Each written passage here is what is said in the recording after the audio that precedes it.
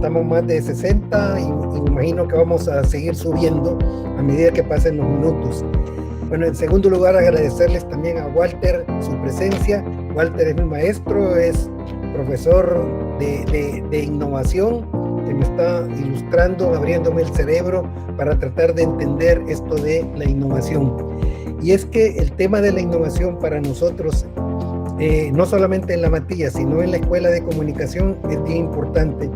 Nosotros a mediano, bueno, no tan a mediano plazo, sino quizás el próximo semestre o el próximo año, vamos a incursionar en una nueva carrera vinculada a la innovación y la transformación digital, que va a ser totalmente distinta a lo que es la comunicación estratégica que estamos trabajando. Vamos a tener un segundo, digamos, frente para trabajar innovación y transformación digital. Tenemos varios años de estar trabajando en este tema y dio la casualidad que a inicio de este año conocimos IPKIN, que es la comunidad de innovadores más grande de América Latina, dirigida por Walter Torre, y nos apuntamos a sus cursos, a sus seminarios, a sus pláticas, y empezó a abrirnos el horizonte y a confirmar algunas cosas que veníamos trabajando desde hace años y a vislumbrar otras totalmente distintas que no las teníamos visualizado. Entonces, ¿qué más que poder invitar a Walter? Además de que vamos a hacer algunas cosas juntas en los próximos meses, y qué mejor que invitarnos. Le doy la palabra a Walter y de antemano les agradezco a todos y cada uno de ustedes por su presencia y a Walter por su plática. Buenas noches, gracias. Muchísimas gracias, Ricardo. Bueno, ¿qué hacemos? ¿Arrancamos? Kevin, contame, quedo a tus órdenes. Queridos estudiantes y compañeros, para mí es un gusto presentarles a Walter Torre. Él es speaker, consultor y educador en innovación y gestor de conflictos organizacionales. Como indicó Eli Chacón, él es fundador de IPKIN, una red de innovación en habilidades blandas más grandes de Latinoamérica. Ha trabajado en 17 países y actualmente también es director de contenido de gestión de innovación en la Academia Parker Tilly. Su carrera profesional como consultor y educador para organizaciones con fines con y sin fines de lucro lo ha llevado a Europa y por supuesto a consolidarse en América y también tener experiencia en Estados Unidos. Ha tenido la oportunidad de trabajar con la OEA y es autor de diferentes libros como Cuentos Reales de la Innovación para Empresas que Gestionan Ficción 2.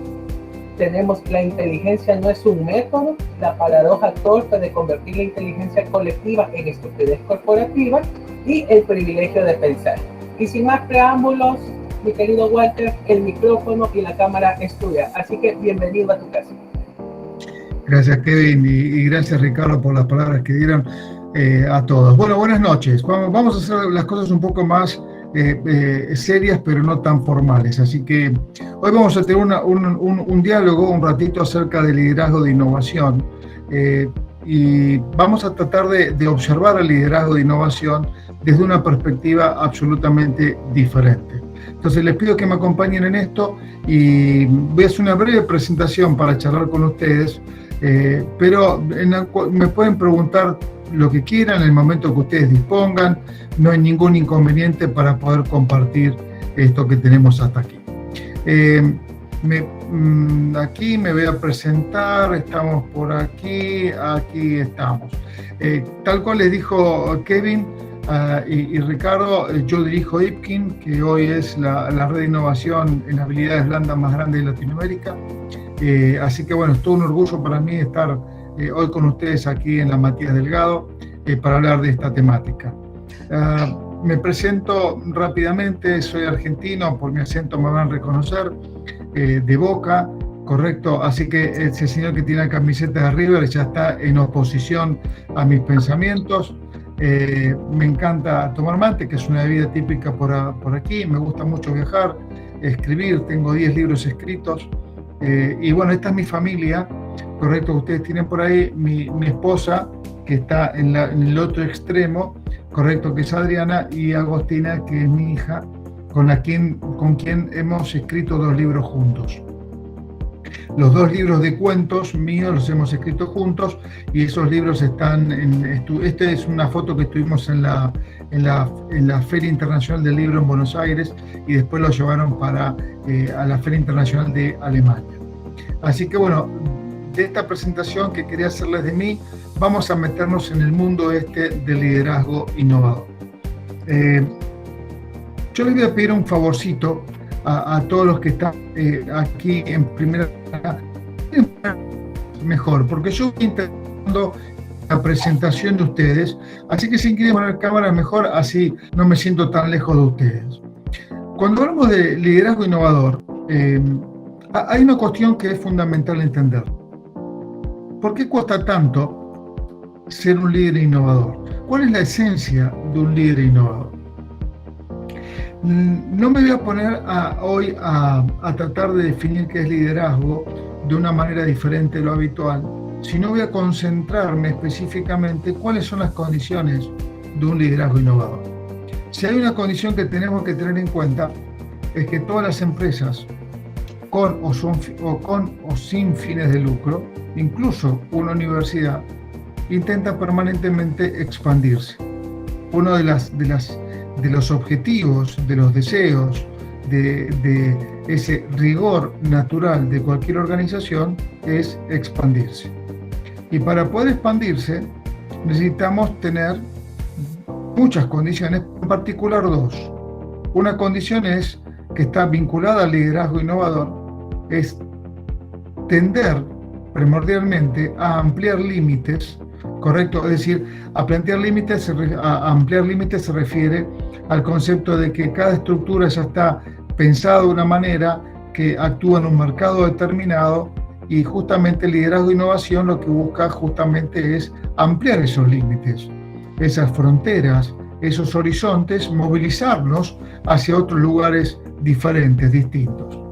Por lo tanto, no hay que pensar demasiado para darse cuenta que cuando alguien intenta justamente llegar a otros lugares, a otras cercanías, a otras constantes que están dando por allí, en cámara, qué feo eso. Hay otra condición que justamente estamos trabajando en el límite, que no es otra cosa que plantear 3 realidades. La primera, que un límite implica riesgo. La primera, que un límite implica que detrás de ese límite no sé qué hay, es decir, estamos hablando de incertidumbre. Y entre el riesgo y la incertidumbre hay también otra condición que no es menor a tener en cuenta, es que necesitamos comenzar a gestionar. Y ustedes me dicen, Walter, pero gestionar, obviamente, eso lo hace cualquiera. Atentos, no lo hace cualquiera, porque la gestión implica esa capacidad que tenemos de estar permanentemente trabajando sobre conflictos, sobre situaciones emergentes en las cuales no han sido previstas. La gestión tiene una condición que es fundamental: trabajar entre ese vacío, entre el riesgo y la incertidumbre, que todo lo que hay en ese vacío son situaciones emergentes, situaciones diferentes, situaciones nuevas. Por lo tanto, toda situación emergente, diferente, nueva, me lleva justamente a entender que esas situaciones, hasta no ser resueltas, son conflictos. Entonces, frente a esa realidad, en toda la expansión que buscamos en generar en esos límites, hay una cuestión que no tenemos que olvidar.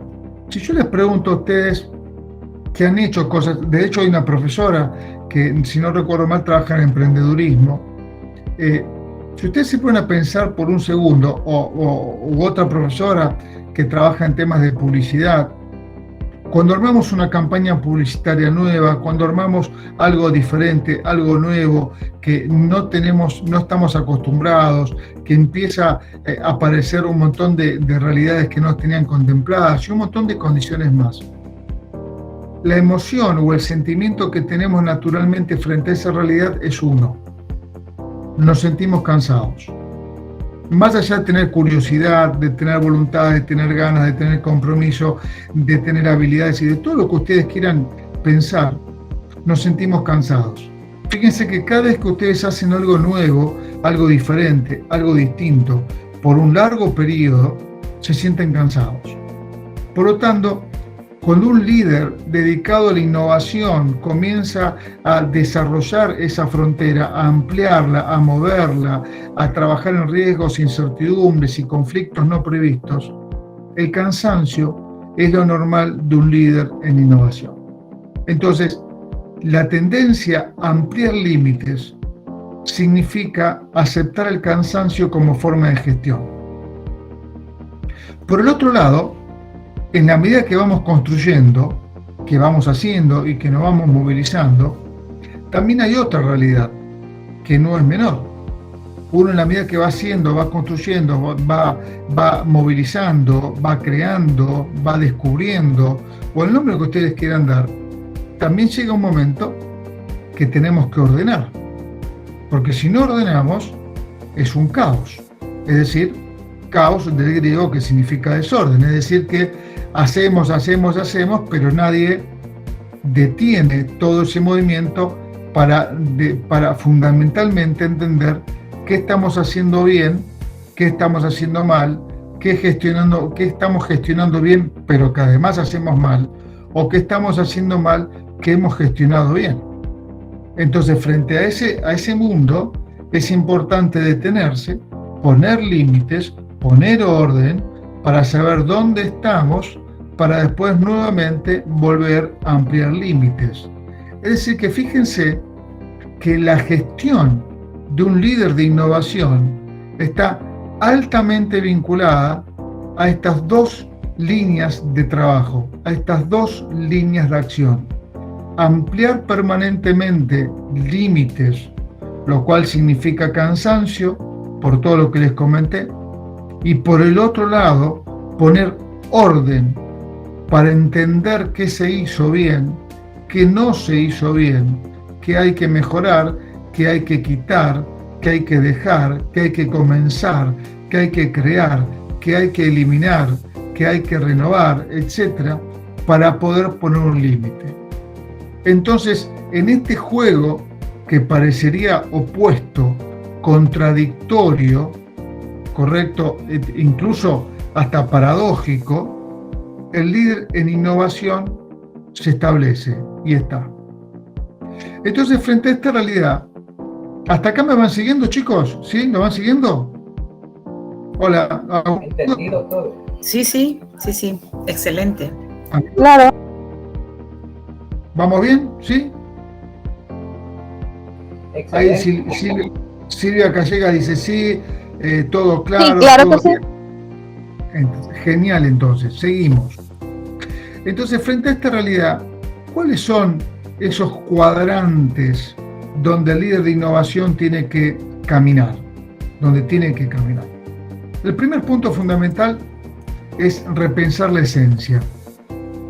Y para repensar la esencia uno tiene que hacerse preguntas. Y uno dice, Walter, ¿pero por qué tengo que hacerme preguntas cuando estoy repensando la esencia?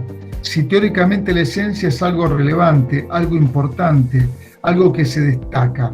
¿Por qué tengo que cuestionar la esencia? Y hay una cuestión que no tenemos que olvidar, que la palabra esencia, desde su etimología latina, implica algo que perdura, algo que se sostiene en el tiempo, algo que intenta perdurar. Y si algo intenta perdurar, estimados amigos, la relación clásica que podemos hacer es que todo lo que intenta perdurar va en contra, no le gusta lo nuevo, lo diferente, etc. Por lo tanto, perdurar implica resistir. Y cuando estoy diciendo repensar la esencia, estoy diciendo repensemos la forma que nos estamos resistiendo a las cosas distintas. Evitemos la homogeneidad. ¿Qué es la homogeneidad, estimados amigos? La homogeneidad es pensar todos iguales, no tener fluidez, porque todo es indiferente. Y si la esencia es concentrarnos en lo indiferente, concentrarnos en lo que es habitual, concentrarnos en el no pensamiento, concentrarnos en la pereza de pensamiento, obviamente y naturalmente vamos a perder esa capacidad de curiosidad que nos implica hacer preguntas distintas. Frente a esa pérdida de curiosidad que tenemos ahí, luchamos para resistir incluso en lo obsoleto, incluso en lo que nos sirve, incluso en lo que nosotros sabemos que no tiene ningún sentido. Y el líder de innovación tiene que estar permanentemente luchando contra eso. Entonces, hacerse las preguntas correctas es una de las funciones fundamentales para no modificar la esencia, para contraponerse con la esencia. Y la contraposición con la esencia significa que las preguntas tienen que darle vida, tienen que darle validez a esa esencia, o tienen que reconocerla como algo que ya no tiene valor. Es decir, que la esencia no es algo nuevo o viejo. La esencia es algo vigente u obsoleto. Yo les puedo hablar a ustedes hoy de muchos autores que tienen más de 1000 años y hoy siguen vigentes. Cualquiera de ustedes que son profesores puede decir, yo tengo un libro de publicidad, de economía. Alguien que se dedica a economía puede no reconocer a Adam Smith, no reconocer a Keynes hoy en día. Claro, y si usted se pone a pensar, son libros que tienen varios siglos, en particular Adam Smith o Keynes tienen varios siglos y están hoy en día. Es decir, que aún siendo antiguos, siguen siendo vigentes. Por supuesto que hay teorías que los han pasado por encima, pero son fundamentales, son inspiradores de nuevas teorías. Entonces, las preguntas, tenemos que buscar que sean las preguntas correctas para que de alguna forma la esencia nos diga si sigue estando vigente o ya es obsoleta. Un líder que no se haga estas preguntas correctas, entonces no está liderando la innovación, no está liderando el riesgo, la incertidumbre o los conflictos emergentes. Entonces, una de las cuestiones fundamentales que tenemos que tener en cuenta, estimados colegas, es entender qué es innovar. Todos ustedes me pueden decir, mira, Walter, es muy simple, innovar es aplicar una idea en la práctica. Yo le digo sí, pero innovar también significa que esa idea, además de aplicarla, sea rentable, funcional y todas las cosas que se dicen. Y yo le digo, estoy totalmente de acuerdo, pero hay una cuestión que es más importante que todo eso. La innovación es permanentemente repensar lo que ya se pensó.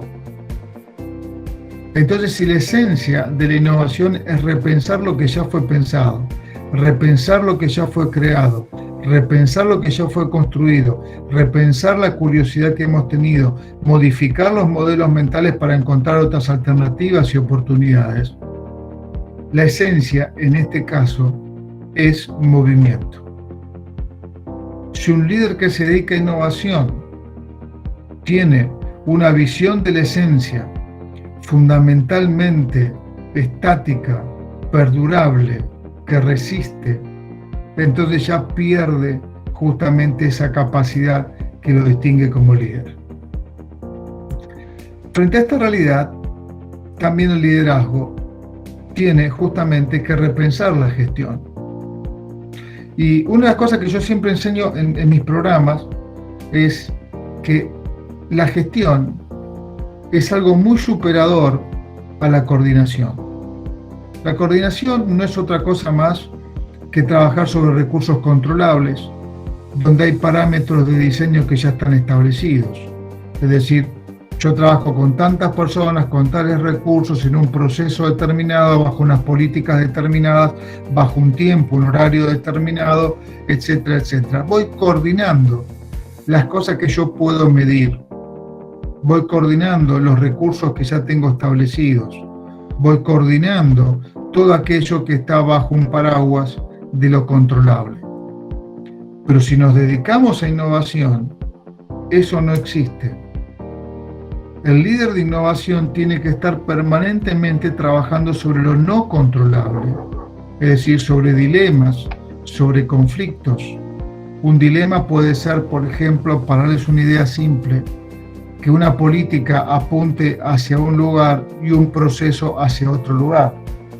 Un dilema puede ser tener políticas y no tener procesos para aplicarlas, tener procesos que choquen con las políticas o que no tengan políticas asociadas, por ejemplo.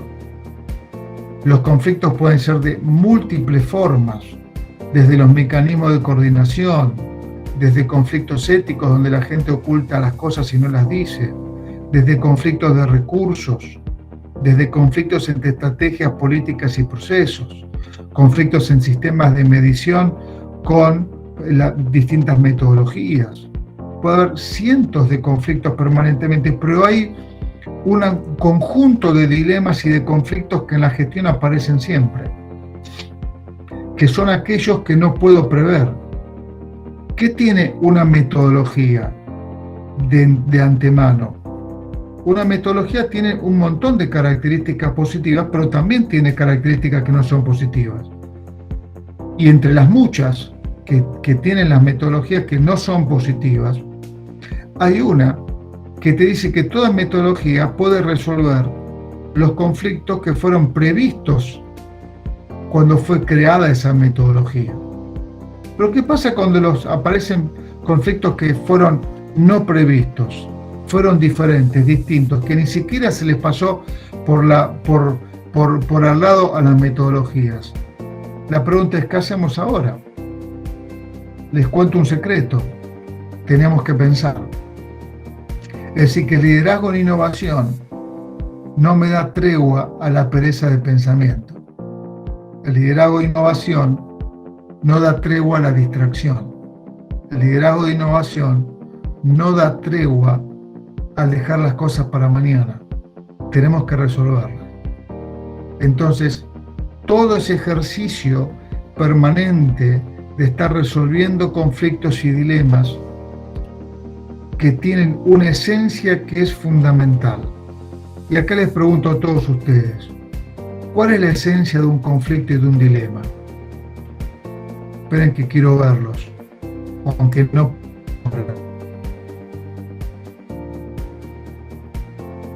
¿Cuál es la esencia de un conflicto y un dilema, amigos? No es un examen, es una charla entre colegas. ¿Me van a dejar solo? ¿Nadie me va a contestar? Hola. Hola, bien, ahí. Vamos a intentarlo. Bueno, la esencia de un conflicto, un dilema podría ser, ¿acaso la contraposición de dos intereses? Pensando que hay recursos limitados. Siempre, totalmente. ¿Cómo es tu nombre, perdón? Eduardo Pinto. Eduardo, ¿vos sos profe, Eduardo? Sí. Genial. Eduardo, te hago una consulta, así entre nosotros que nadie nos escucha. ¿Te puedo hacer una consulta? Claro. Te hago una pregunta. ¿Vos estás casado, Eduardo? Sí. Bueno, no lo digas con tanta alegría, digamos, ¿no? Vamos, repito la pregunta. ¿Estás casado, Eduardo? Sí. Ok, bien. Ahora la cosa tiene otro color. Y contame, Eduardo, ¿has tenido un conflicto con tu mujer alguna vez? Alguna vez. Aquí está la parte. Ah, ok, entonces no puedes hablar tanto. ¿Cómo no? Usted pregunte. Ok, claro. Esta noche no dormís, Eduardo, Esta noche no dormís, No duerme. Y te hago una consulta, Eduardo. Cuando tuviste un conflicto con tu señora que se llama Yanis. Yani, la otra profe también. Sí. Ah, genial. La pregunta es, ¿cuál fue el sentimiento que tuviste? Que también lo pudo haber tenido ella. Estás discutiendo por cualquier cosa, no, nada grave. Querés ver un Netflix y ella quiere ver Amazon y discuten, y dice, yo me voy a mi cuarto a ver lo que quiero, ¿no? Y discute. ¿Cuál es ese sentimiento que tenemos por ese momento? Enojo. No sé, Sí, frustración. Te están pasando letra al costado, acá se escucha, ¿eh? Bien. El punto es que cuando tenemos un conflicto, un dilema, Eduardo, a ver si sentiste esto, y lo mismo Janet, y todos los que estamos aquí, la esencia de estas dos cuestiones es que uno se siente separado del otro, al menos por un rato. Entonces fíjense que cuando el líder comienza a manejar los conflictos y los dilemas, siente separación. ¿Con quién? Con su pensamiento, con sus colegas, con los que no lo entienden, con los que están abajo, con los que están arriba, con el cliente, con el proveedor, con la realidad. Todo conflicto, todo dilema lleva a un sentimiento esencial, que es la separación. Después, cuando lo resuelvo, la cosa cambia, esa separación desaparece, el conflicto se resuelve, hasta que aparece otro conflicto y ahí la cosa vuelve a suceder. ¿Se entiende hasta acá? Eduardo, ¿se entendió? Sí, justamente. Para todos. ¿De acuerdo hasta aquí? Gracias, Eduardo, por la colaboración. A la orden. Después tenemos otra cuestión que es fundamental en toda esta historia. Los líderes tienen que repensar los roles. ¿Desde qué óptica? Esto de repensar lo pensado, ¿no? ¿Desde qué óptica? Desde la flexibilidad y la adaptabilidad. Usted me puede decir, Walter, pero flexibilidad y adaptabilidad es lo mismo. Son sinónimos. Sí, desde el diccionario sí. Si yo busco el diccionario, me dicen son sinónimos. Desde la jerga común, desde el habla común, son sinónimos. Pero desde la innovación tenemos que dar un giro a esto. A ver si me acompañan con esto. Muchas veces observamos que hay personas que van a trabajar a las empresas y cumplen con las tareas que tienen que hacer. Cumplen un horario, cumplen las tareas, las hacen bien.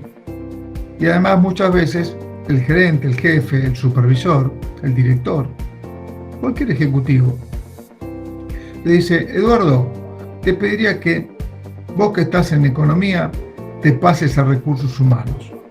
Y Eduardo dice, ¿yo qué tengo que ver con recursos humanos? No importa, te tengo confianza, correcto, y anda a recursos humanos. Bueno, después viene el presidente de la firma y dice, Eduardo, yo que te tengo confianza, me gustaría si te puedes pasar a producción. Bueno, dice Eduardo, y si te puedes pasar a marketing y si puedes hacer publicidad.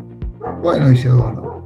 Entonces el presidente de la firma dice, qué buen tipo este Eduardo, cada vez que le pido algo, se mueve, va, lo hace, está. Y fenómeno. Y estamos todos contentos.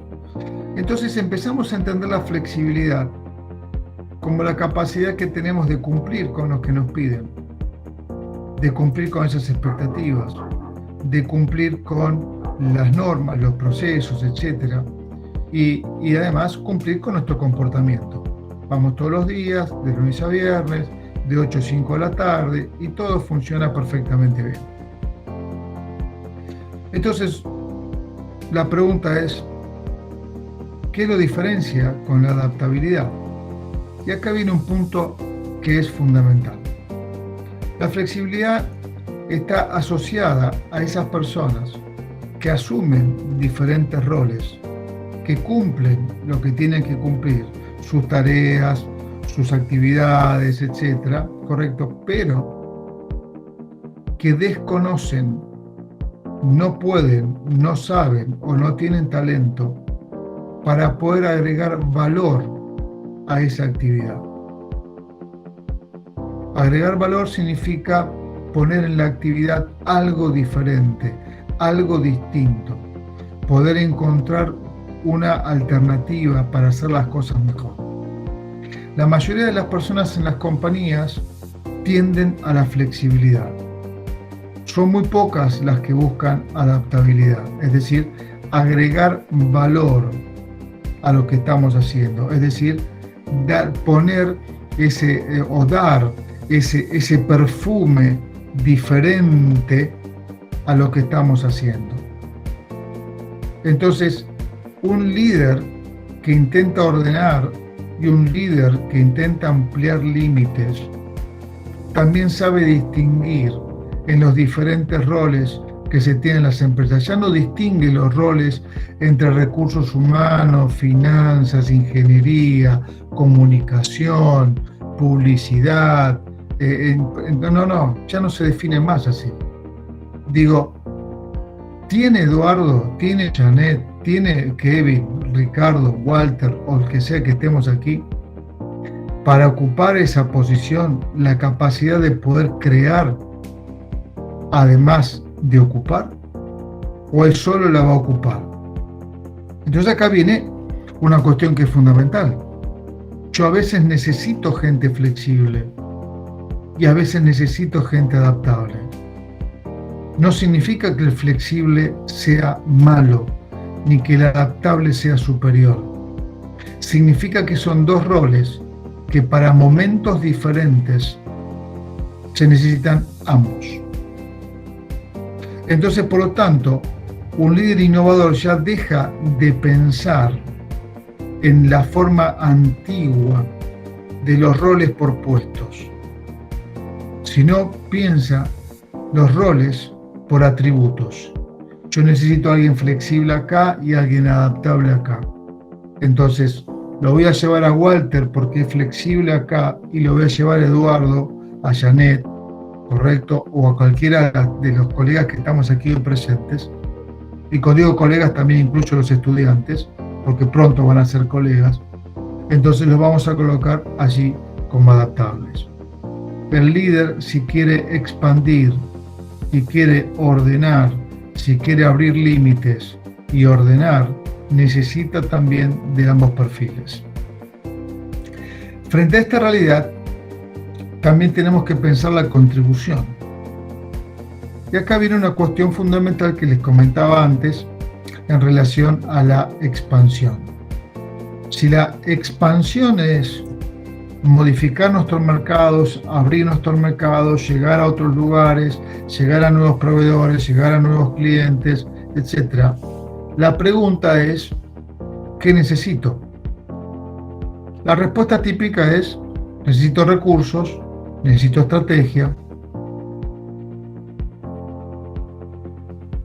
necesito gente, robots, todo lo que ustedes quieran colocar allí. Y digo, todo eso es correcto. Necesitamos políticas, métodos, todo eso es correcto. Necesitamos oportunidades, todo eso es correcto.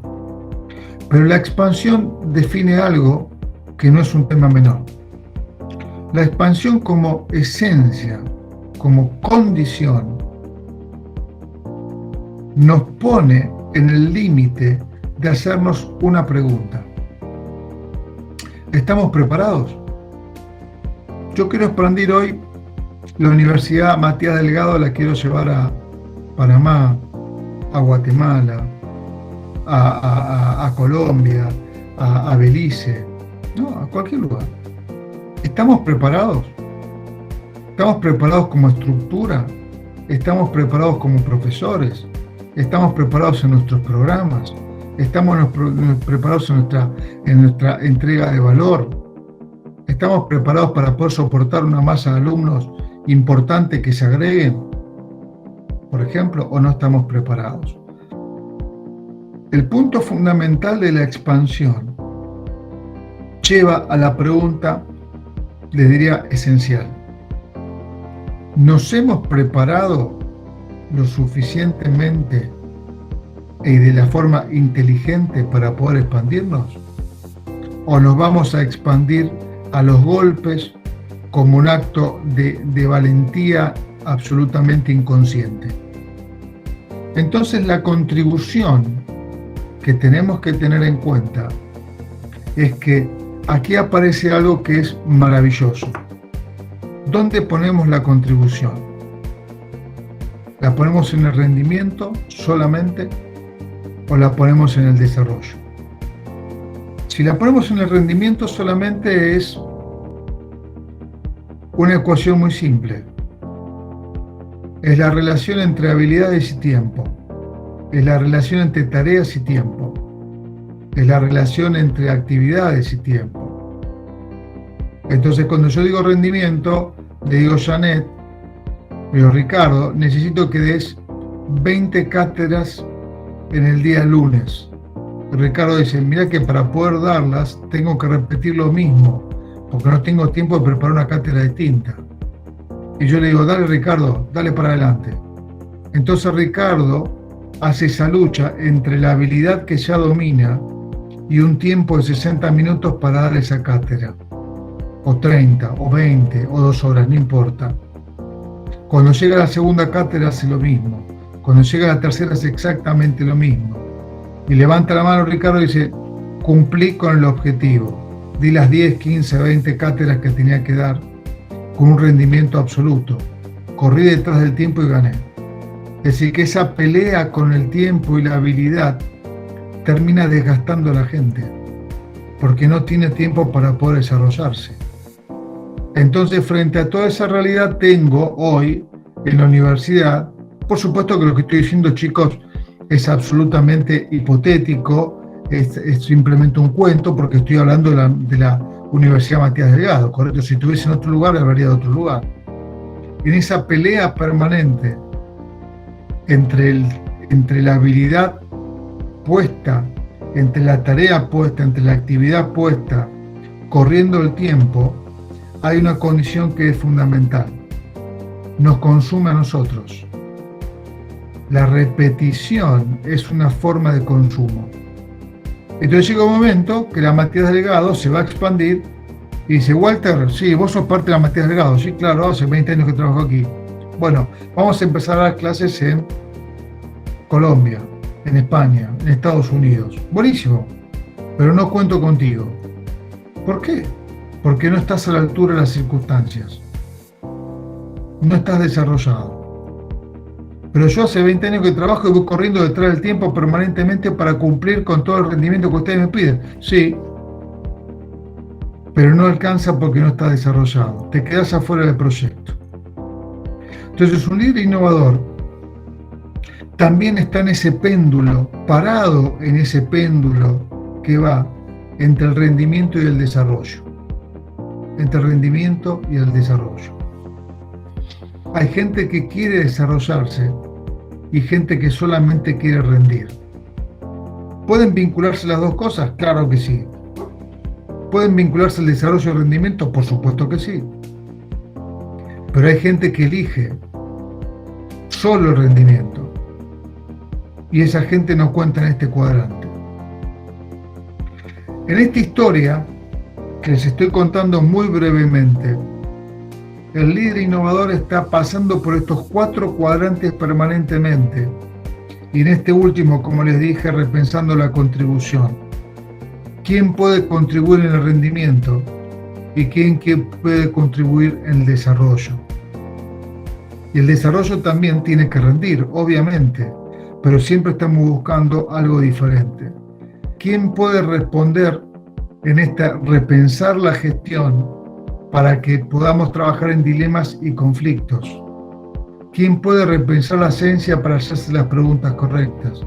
¿Y quién puede repensar los roles para trabajar en flexibilidad y adaptabilidad? ¿Necesito gente flexible y adaptable? Sí. ¿Necesito gente que vaya al rendimiento y otra que vaya al desarrollo? Sí. ¿Necesito gente que resuelva conflictos y dilemas nuevos? Y necesito gente que frente a los conflictos y dilemas que tenemos en la compañía que ya están establecidos, los pueda identificar y resolver rápidamente. Sí. ¿Necesito gente que quiera ejecutar y no quiera pensar? ¿Necesito gente que quiera hacerse preguntas? También a todos. Y el líder tiene que estar mirando estas dos cuestiones en forma permanente.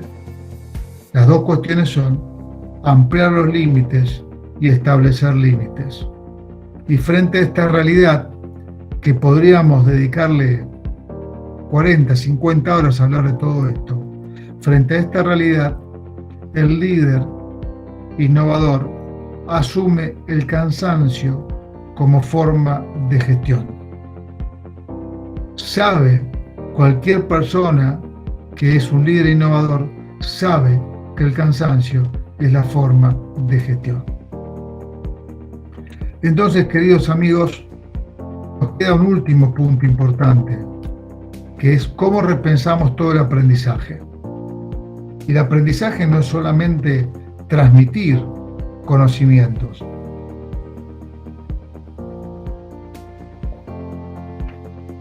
No es solamente pasar libros, no es solamente hacer procesos.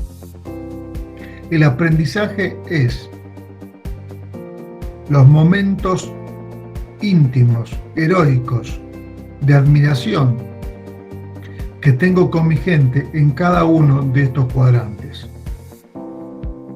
¿Qué viví con Janet? Que tuvimos que repensar la esencia, repensar la gestión, repensar la contribución, repensar los roles. ¿Qué viví con Ricardo dentro de la universidad para modificar todas estas cosas?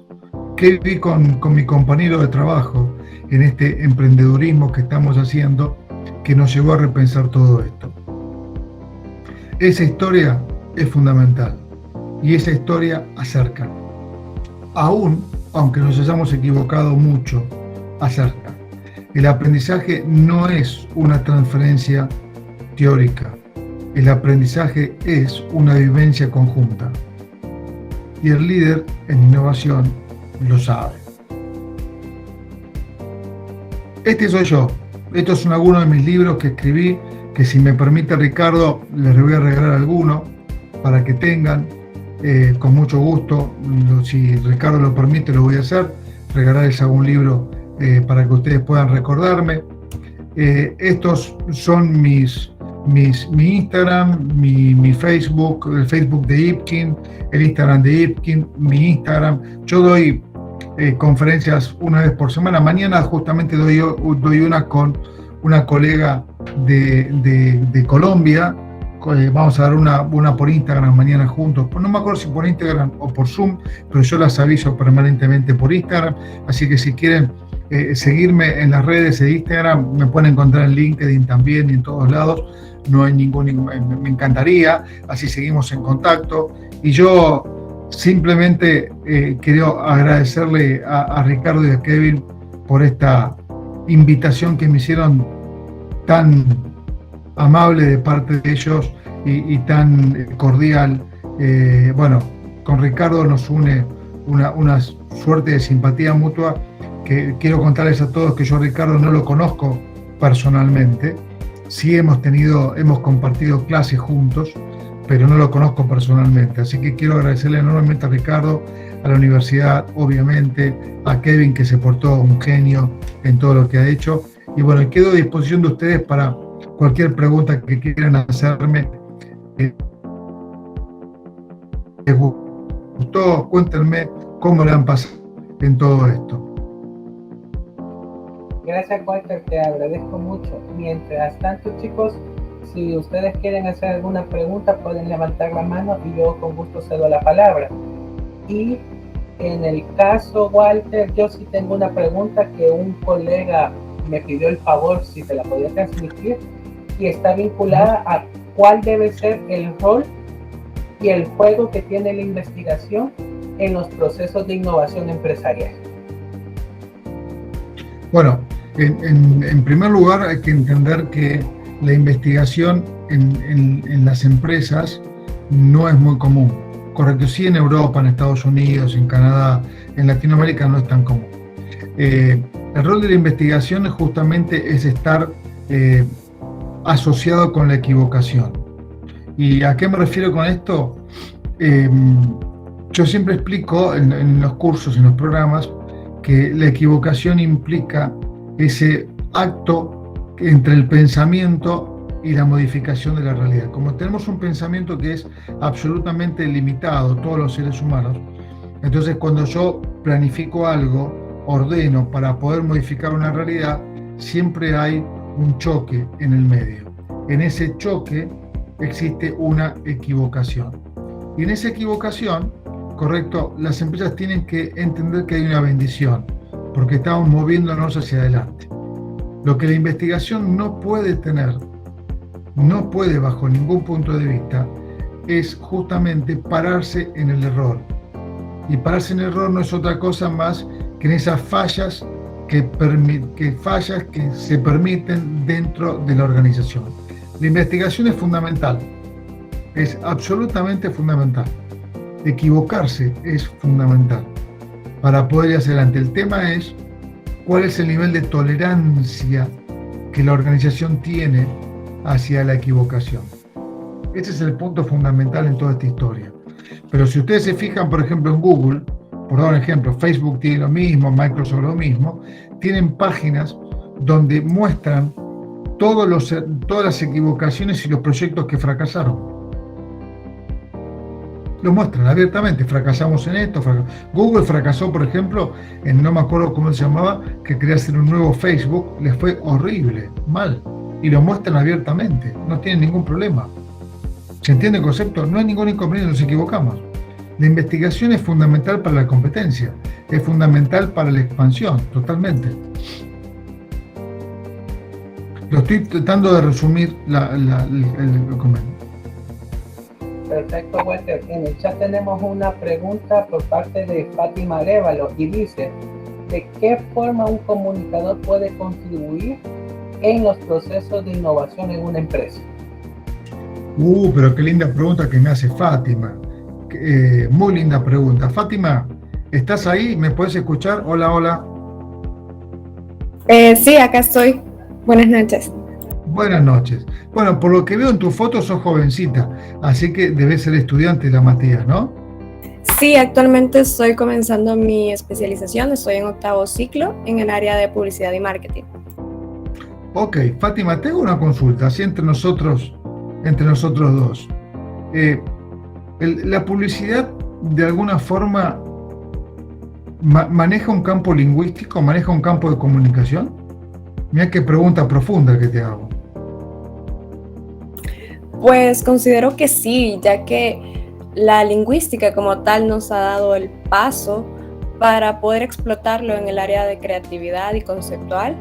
Así que a partir de ello nace también el lenguaje publicitario y podemos persuadir a los usuarios o a los potenciales clientes para consumir un producto o un servicio. Así que considero que sí, tiene mucho que ver la lingüística como base. Bien, entonces la pregunta que te hago, Fátima, es esta. Si el lenguaje es la base de la comunicación y si modificamos el lenguaje podemos modificar la percepción de otras personas, ¿no crees que es maravilloso pensar que el lenguaje es justamente lo que modifica la visión del mundo?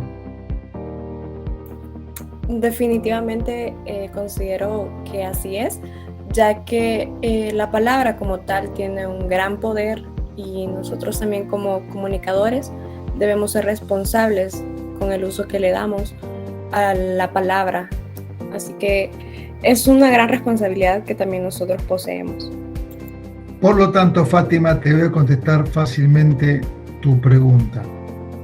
Hay un gran filósofo del siglo XX que se llama Wittgenstein y que tiene un solo libro, creo, que se llama Tractatus. Un libro extremadamente aburrido, aclaro por la duda. A los que nos gusta esto, sí, correcto, nos gusta, pero es un libro muy aburrido. Y termina su libro con una frase que no tenés que olvidarte nunca en tu vida, que dice esto: el límite del lenguaje es el límite de tu mundo. Ustedes como publicistas modifican el mundo a partir del lenguaje. No te lo olvides nunca. Gracias. Al contrario, un placer. Bien. Y no puedo. No, si tienen alguna otra pregunta para charlar. Sí, eso estamos sondeando. A ver, ¿alguien tiene alguna pregunta? Xiomara, dale, el micrófono es tuyo. Sí, buenas noches.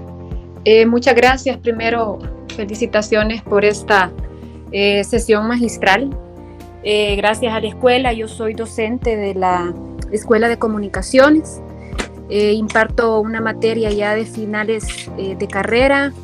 Y bueno, yo preguntarte, Walter, estoy interesada en saber cómo me gustaría que hagamos un trabajo con un cliente Yo trabajo para marcas grandes, soy una consultora independiente, constructora en reputación de marcas, y me encuentro ahorita en un proceso de innovación y transformación de líderes para una empresa nacional. Y quisiera preguntarte, cuando hay resistencia al cambio, y es una empresa muy fértil, es una empresa grande que si yo mencionara el nombre todo el mundo la conociera, ¿cómo podemos romper esos paradigmas para poder cambiar esa mentalidad muchas veces resistente que hay en los líderes, en los directores ejecutivos y juntas directivas, para poder permear un proceso de innovación de liderazgo en una empresa? Bueno, espero que no sea Excel Group, porque Excel Group es cliente mío, ¿correcto? Que es una empresa muy grande allá de El Salvador. Entre otras, ¿no? Tengo allá, bueno, AFP Crecer también son clientes allá de El Salvador. Mira, Xiomara, hay una cuestión que es fundamental comprender, que es la siguiente. No hay empresa que no tenga resistencias, punto número 1. Digamos, partamos de esa base. Punto número 2, con respecto a las resistencias, hay una condición que es fundamental. La pregunta fundamental en toda esta historia, Xiomara, es ¿cuáles son los tipos de resistencias que la empresa tolera? Yo te puedo hablar sobre tipos de resistencia de acuerdo a innovación, o lo puedo hablar Ricardo porque lo sabe mejor que yo. Puedo aplicar un montón de condiciones de lo que son condiciones de la resistencia. Pero el punto que vos tenés que analizar y pensar es qué tipo de resistencias son toleradas en la organización. Y ahí viene el tema más difícil de todos. Porque si son toleradas, significa que tienen un sponsor detrás. Entonces el gran problema de la resistencia no es la resistencia, sino es el sponsor que tiene poder que la tolera. Entonces, para poder modificar eso, que a veces se puede y a veces no, para poder modificar eso hay una condición que es fundamental, es tratar de darle sentido a lo que vas a hacer. Y le voy a explicar básicamente esto, pero no los quiero aburrir demasiado. Cuando alguien se resiste a algo, tiene algunas condiciones que tenemos que analizar. La primera, básicamente, es que no quiere perder sus privilegios. Número 1. Vos cuando querés hacer un cambio, Xiomara, lo único que estás diciendo es: te ofrezco algo que puede suceder, pero dame a cambio lo que ya tenés. ¿Se entiende esto? Renuncia a tus privilegios a cambio de algo que puede pasar. Imagínate una persona que luchó muchos años de su vida para tener privilegios, y vos vas y le planteas esto, mucho no le va a gustar. Segundo, que hay que trabajar muy bien, es que en todo proceso de cambio vos sabés que hay errores y hay equivocaciones, ¿sí o no, Xiomara? Sí, por supuesto, claro. En cambio, en la resistencia hay una imagen pública perfecta. Aunque cometas todos los errores que quieras cometer, la organización te sigue sosteniendo. Por lo tanto, la resistencia implica que la gente tenga que golpear su imagen perfecta pública que tiene hasta acá. Entonces, lo primero que hay que trabajar, o que yo trabajo, es en estos 2 puntos. En realidad un par de puntos más, pero sería largo contar. Esos 2 puntos. Cuando la empresa comienza a tolerar la imagen pública que se puede modificar, quebrar, etc., y además empieza a entender cuáles son esas tolerancias a ciertas resistencias que tiene la organización, que van en contra de la estrategia que ellos mismos buscan, entonces comenzás a trabajar con ellos el tema de privilegios. Y ahí comenzás de a poquito a trabajar. Y el último secreto de todos, para contarlo rápido: cada vez que consigas un cambio, busca no retroceder. Porque en el momento que retrocediste, tu imagen pública, tus privilegios y tu trabajo comienza a deteriorarse. Y en eso créeme que la mayoría de empresas tienen un doctorado. Sí. Perfecto. Gracias, Walter, por tu aporte muy valioso. Gracias. Algo rapidito ahora. Walter, hay una pregunta más en el chat y dice: ¿cómo comunicador se pueden modificar los modelos que existen de la innovación empresarial? Esa es una pregunta que ha hecho Gabriel Cerritos Regalado. Bueno, a ver, un comunicador puede modificar los actuales modelos de innovación con una cuestión fundamental. Chicos, a ver, pónganselo a pensar por un segundo, les pido por favor. La esencia de cualquier proceso de comunicación tiene algunos factores que deberíamos analizar. El primero de todos es que la fuente tiene que ser creíble. Si yo no tengo un proceso de comunicación donde la fuente no es creíble, chao. Entonces lo primero que tengo que plantear yo como comunicador es que la fuente sea creíble. Punto número uno. Si no partimos de esa base, todo lo que hagamos va a salir seguramente mal. Punto número dos. Trabajen mucho con el tema lingüístico. Busquen alternativas lingüísticas diferentes, formas, etc. Entiendan cuál es el límite de cada palabra, el límite de cada lenguaje. Eso también es importante tener en cuenta. Otro punto fundamental, recuerden que el lenguaje y emociones van de la mano. Es decir, todo lenguaje genera emociones. Busquen un lenguaje que emocione. Por ejemplo, vamos a dar un ejemplo simple para que se entienda, estimados amigos. ¿Por qué creen que los poetas, incluso los escritores de management y otras cuestiones más, buscan permanentemente las metáforas? ¿Por qué? ¿La metáfora es un recurso lingüístico? Pregunto acá a los comunicadores. ¿Es o no es? Por supuesto. Dime, Pamela. Pamela ha levantado la mano, Walter. Sí, la metáfora considero que es un recurso lingüístico que utilizamos para que los mensajes se queden grabados en la mente de las personas con una mayor facilidad y ellos puedan comprender y hacer referencia a cosas de su vida diaria para que le hayan un tipo de relación y sea más fácil de recordar. La pregunta es, ¿por qué, Pamela? Porque el ser humano generalmente asocia las cosas y eso le ayuda a tener un conocimiento tal vez más receptivo y con mayor lapso en la memoria para que pueda decir, bueno, yo he vivido esto, lo puedo asimilar con esto y de esa manera se aprende. Es como aprendemos en los colegios, en la mayoría de veces. Sí, Pamela, pero hablemos de las metáforas. Fíjate un detalle. Cualquier metáfora que vos utilices, y te voy a dar una metáfora que decía, por ejemplo, vamos a hablar de miles, ¿correcto? Por ejemplo, no voy a darte ninguna metáfora. Borges decía una que era muy linda, bueno, había muchas, ¿no? Shakespeare, Borges, se me ocurren un montón en estos momentos.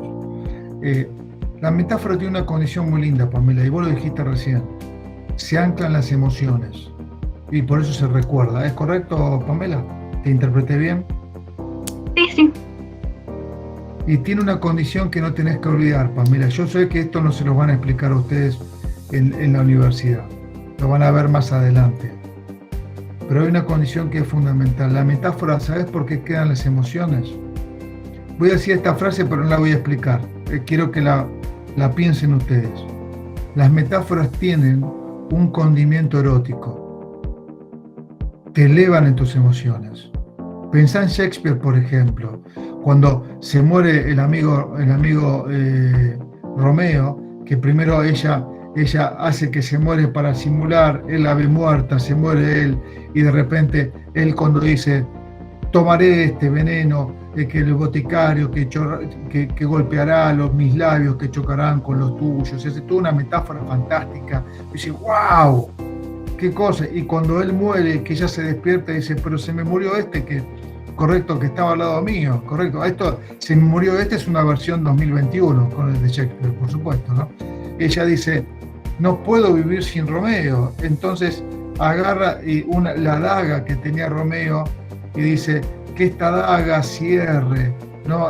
Que esta daga se oxide con la sangre de mi cuerpo para encontrarte, ¿no? Bla, bla, y se clava la daga. Todas las metáforas son altamente emocionables porque son eróticas.